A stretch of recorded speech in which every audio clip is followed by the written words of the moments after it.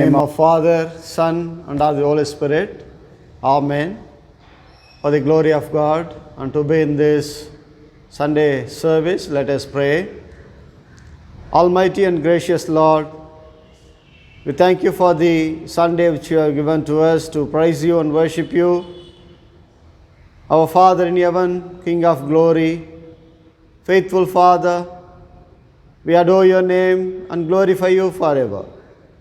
It is by your will that we are alive and healthy, and you have given us the grace to converge.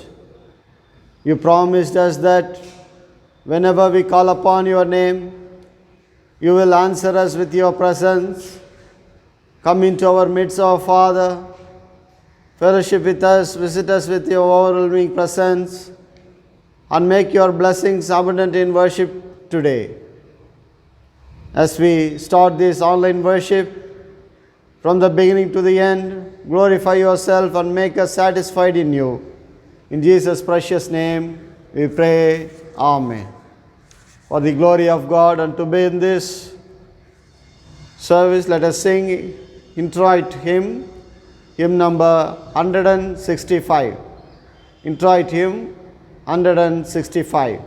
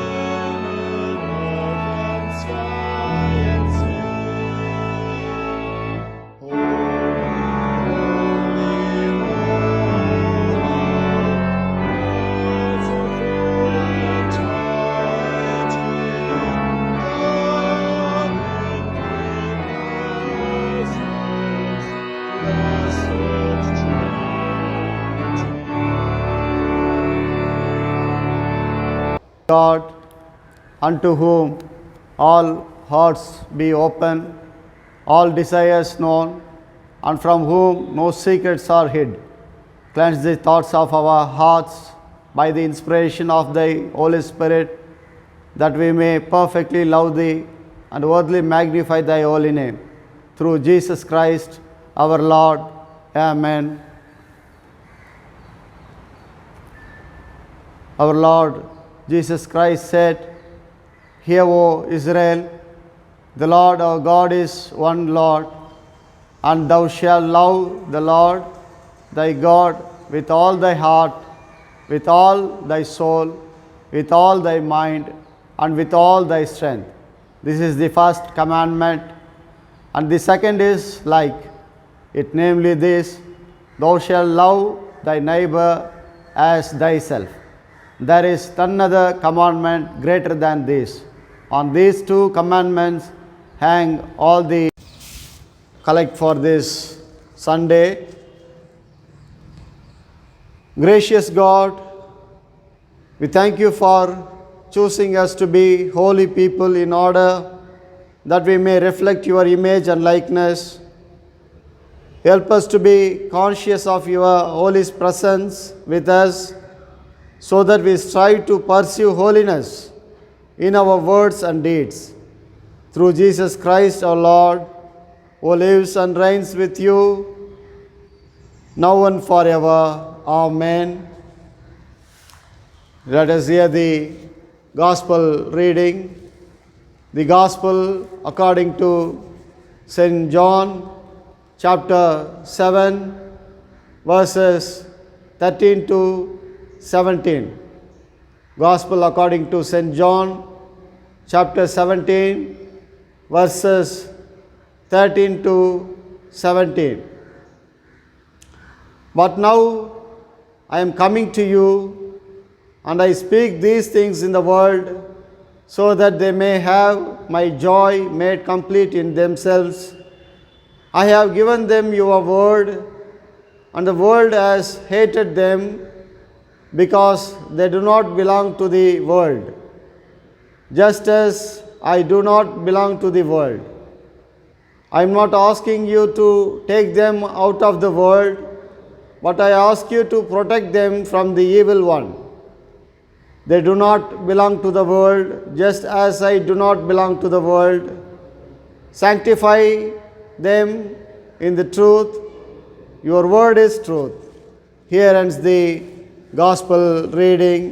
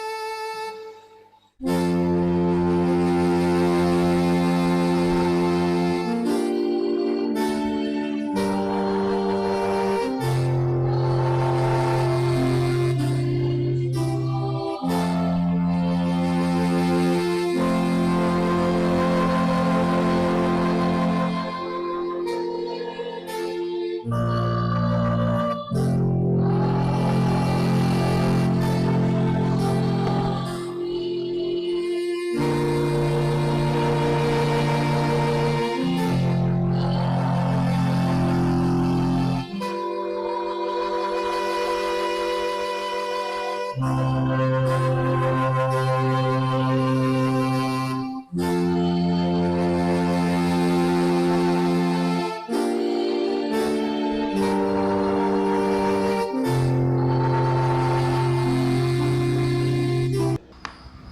us pray. May the words of my mouth and meditation of all our hearts be acceptable in your sight, our rock and our redeemer. Amen. I greet you all in the precious name of our Lord and Savior, Jesus Christ. The Sunday sermon theme is Be Holy. Be holy.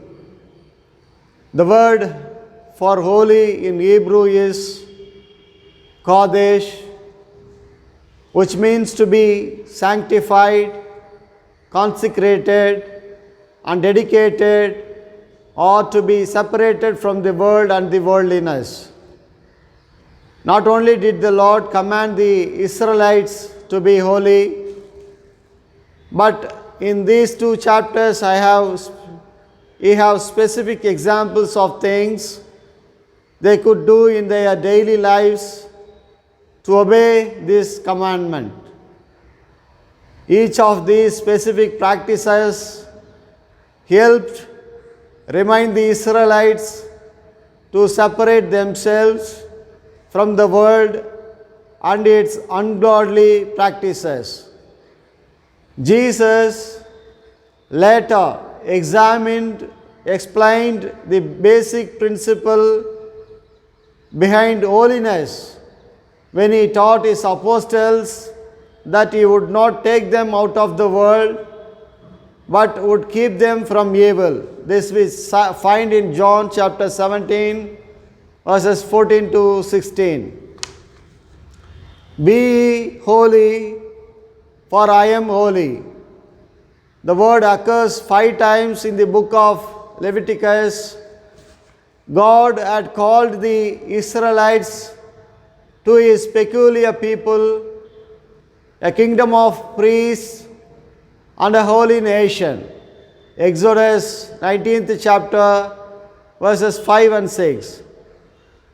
He has called us Christians to be a chosen generation, a royal priesthood, a holy nation, a peculiar people. This we find in 1 Peter chapter 2 verse 9. He is holy, awful in holiness. In his sight, the heavens are not clean. We who are his must strive to be holy, separate from all that is impure, consecrated to his service. Leviticus chapter 19 verse 2, Ye shall be holy, for I the Lord your God am holy. The righteous motive is put forward here.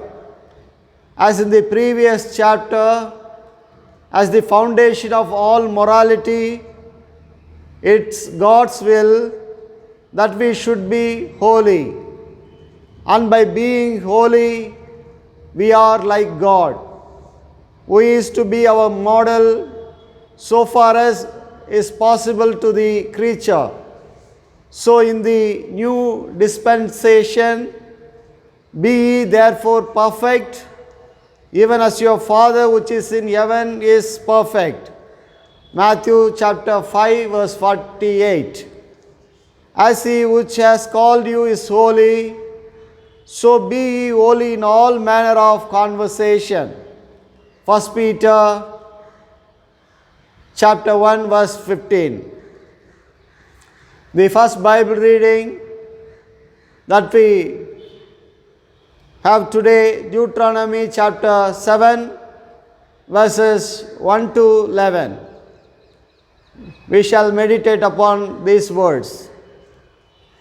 Here is a strict caution against all friendship and fellowship with idols and idolaters.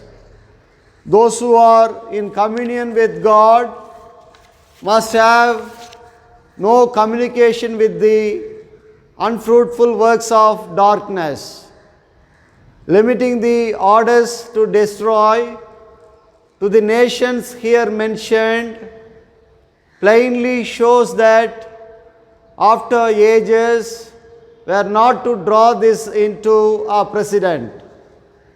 A proper understanding of the evil of sin and of the mystery of a crucified Savior will enable us to perceive the justice of God in all His punishments, temporal and eternal.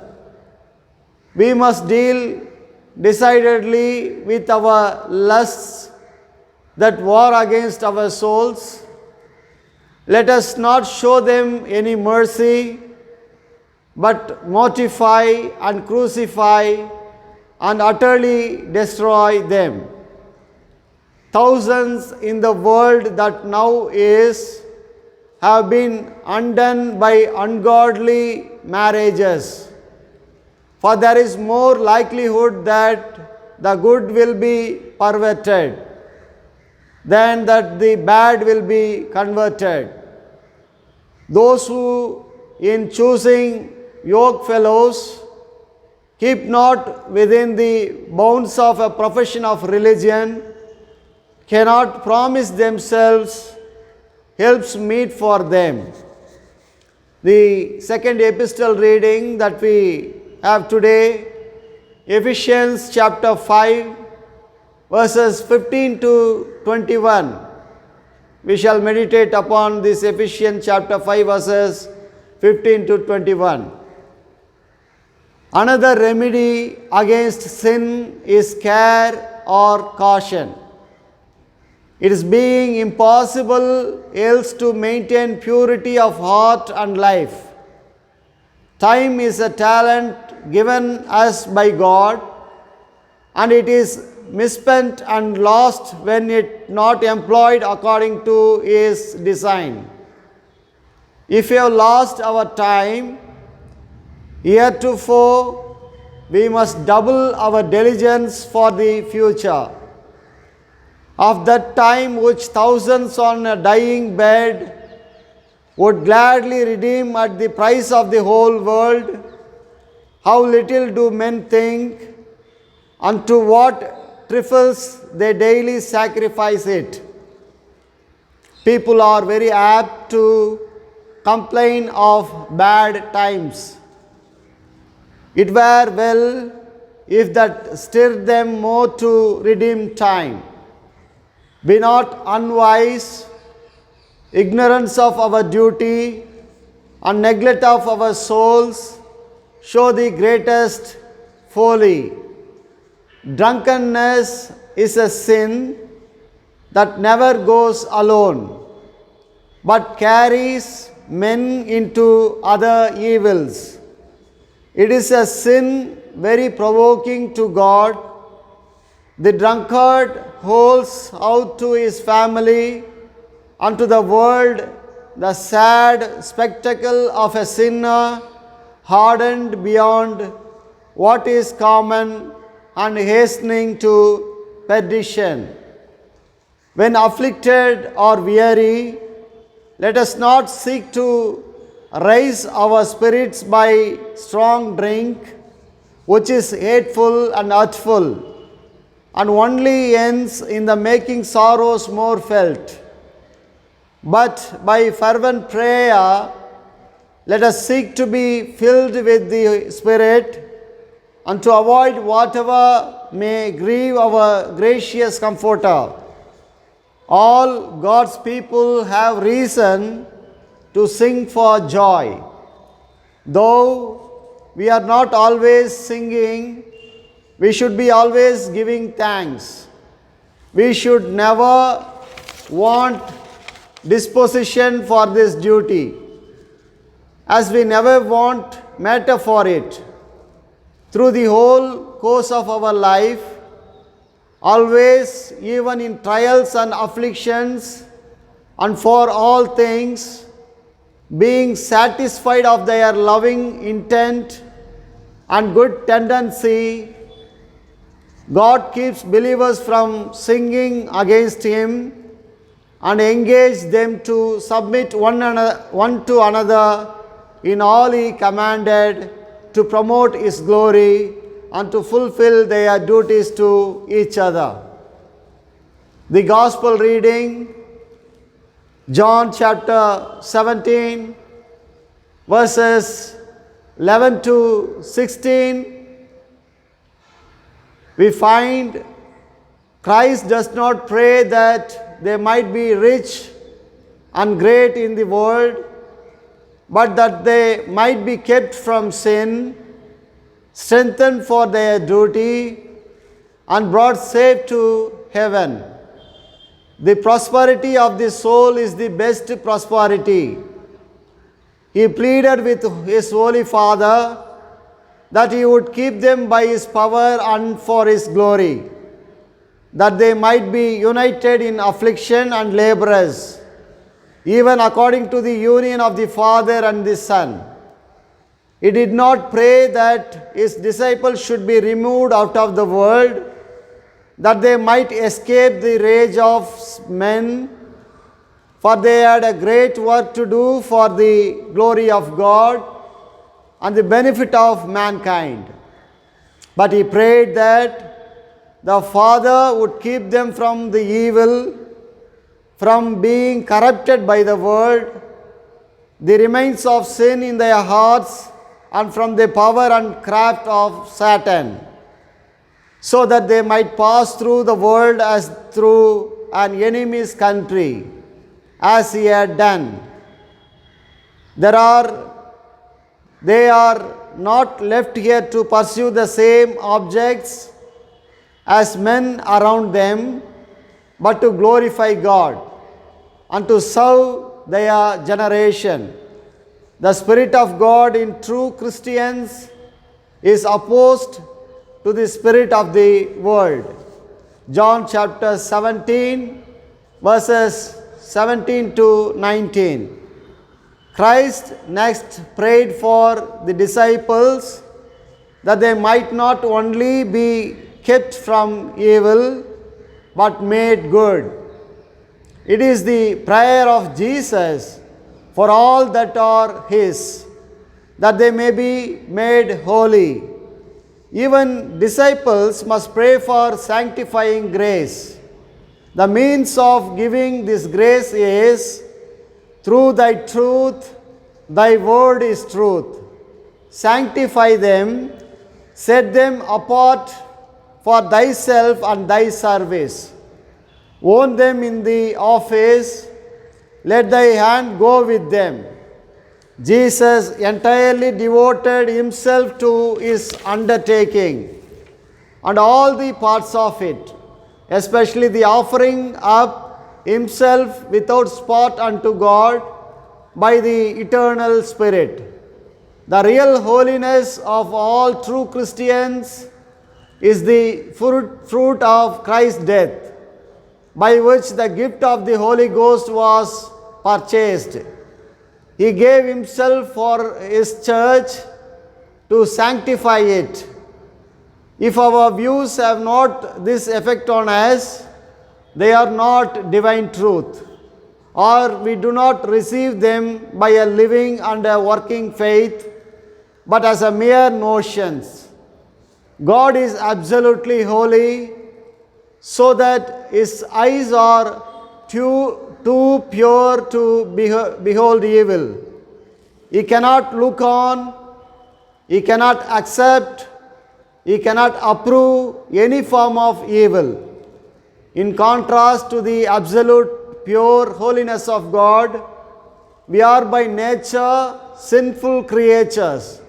But our God, holy God, King of the universe, expects us to be holy too. But how can we ever be holy as God is holy? Holiness is a gift of grace. Our holiness is derived from His holiness. Our holy God is more than able to make His people holy. as he clearly promises in both the passages of the scripture morning. Look again at Leviticus chapter 20, verses 7 and 8. Consecrate yourselves therefore and be holy, for I am the Lord your God. Keep my statutes and observe them. I am the Lord, I sanctify you. God asks us to consecrate ourselves and then promises, I sanctify you. 1 Peter, 1st chapter, verse 14 and 15 charges us, like obedient children, do not be conformed to the desires that you formerly had in ignorance. Instead, as He who called you is holy, be holy yourselves in all your conduct. The words consecrate and sanctify in the Leviticus passage are the same Hebrew term. God promises, I sanctify you. To sanctify is to make holy. God makes us holy where we are powerless to do so ourselves. May God bless these words. Amen. Announcements. The members who are celebrating their birthdays and wedding days during this week. Birthdays: Mr. Rakesh Rocky, Master Jason Prem Kumar, Miss Jessica Andrea Matthew. Wedding anniversaries: Mr. and Mrs. Elvin Dahl, Mr. and Mrs. Abru, Mr. and Mrs. Andrew Christudas. Let us pray for these members. Lord, we pray for all the church members who are going to observe their birthdays and wedding days during this week. Provide them your grace, mercy, goodness, and long life, so that they may live a happy, peaceful, and blessed life on this earth. Lead them a life without pain, sorrow, and suffering. Protect them from all kinds of evils, dangers, and pestilence. Bless their family members to get joyful and prosperous life with your compassion and grace. Bless their children in order to multiply in this worldly life. Help them to get a spiritual life so that they may be a channel of blessing to others. In Jesus' precious name we pray. Almighty God, our Heavenly Father, who of His great mercy hath promised for forgiveness of sins to all them that with hearty repentance and true faith turn unto Him. Have mercy upon you, pardon and deliver you from all your sins, confirm and strengthen you in all goodness, and bring you to everlasting life through Jesus Christ our Lord. Amen.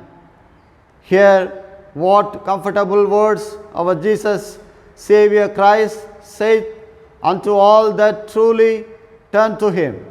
Come unto me, all that are heavy laden, and I will refresh you. God so loved the world that He gave His only begotten Son, to the end that all that believeth in Him should not perish, but have everlasting life. Here also what St. Paul saith, this is a true saying, and worthy of all men to be received, that Christ Jesus came into the world to save sinners. Here also what St. John saith, if any man sin, we have an advocate with the Father, Jesus Christ the righteous, and He is the propitiation for our sins. The Lord be with you and with thy spirit. Lift up your hearts, we lift them up unto the Lord. Let us give thanks unto our Lord God. It is meet and right so to do.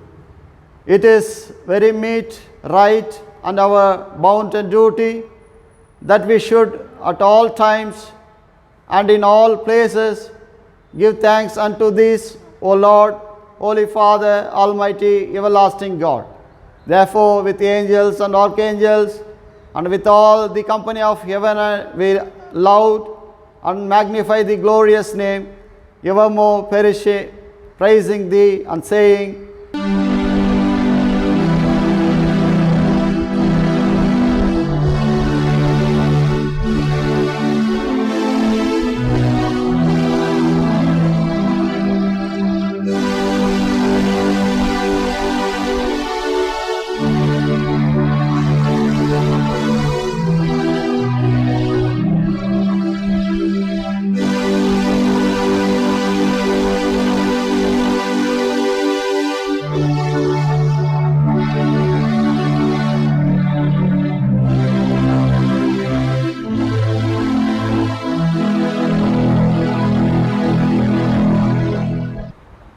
let us say Gloria.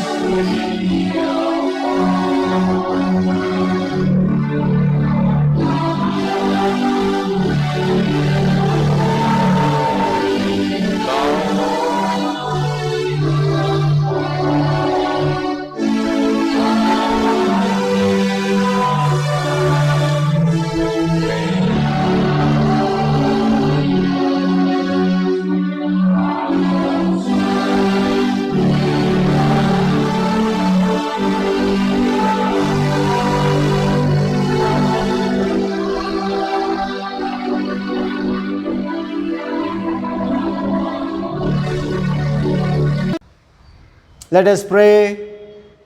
Gracious Lord, we have come to the end of this online Sunday worship, and we want to thank you for enabling us to be here from the beginning to the end.